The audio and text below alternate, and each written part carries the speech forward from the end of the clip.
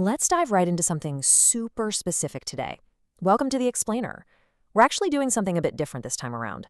Instead of a massive, sprawling history lesson, we're zooming way in.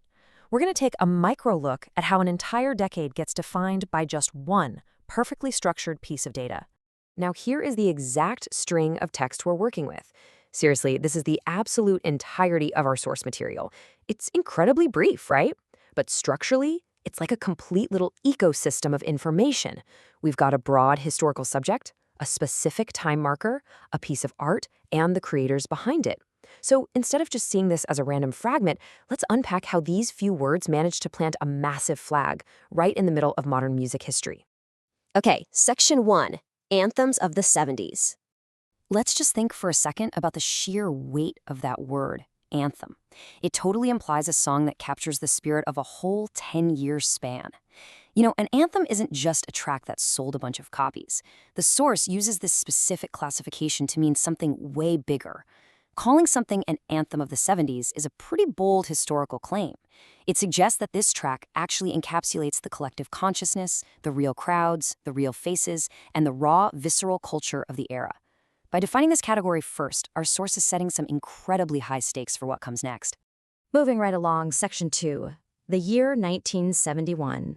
Just look at this single number. It dramatically isolates the exact year that serves as the anchor, the absolute proof for this entry within that massive 1970s bucket. And why is isolating this date so absolutely crucial to understanding the text? Well, the 70s as a whole was this massive, turbulent, beautifully messy decade, right? Filled with disco, punk, classic rock, funk. But our source zooms right in on 1971. This is the anchor. It gives us the precise moment in time when this so-called anthem was born. It grounds that huge, sweeping category of the 70s into a hard, undeniable historical reality. Basically, it tells us exactly when the cultural shift kicked off, literally right at the dawn of the decade. So this perfectly illustrates the tension between the sweeping, abstract idea of the 70s and the pinpoint reality of 1971. On one hand, we have this massive concept spanning 3,650 days of social movements, political shifts, and real defining photographs. On the other hand, a highly specific anchor.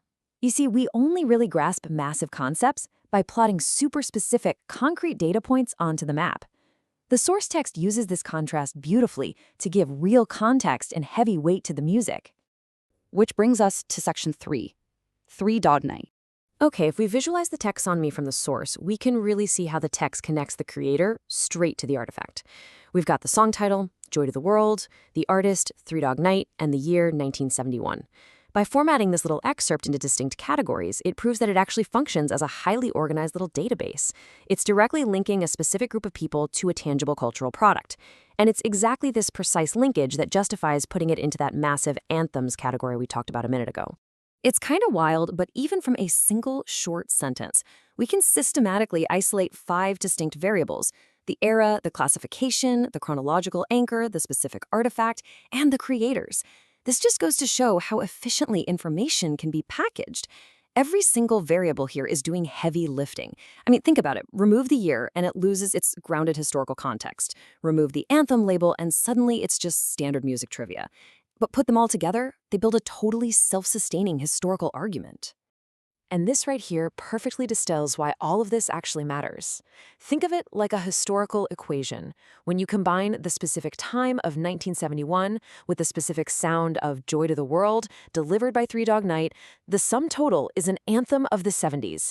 It completely transforms what's basically just a release date and an artist's credit on a real, tangible vinyl record into a literal formula for cultural immortality.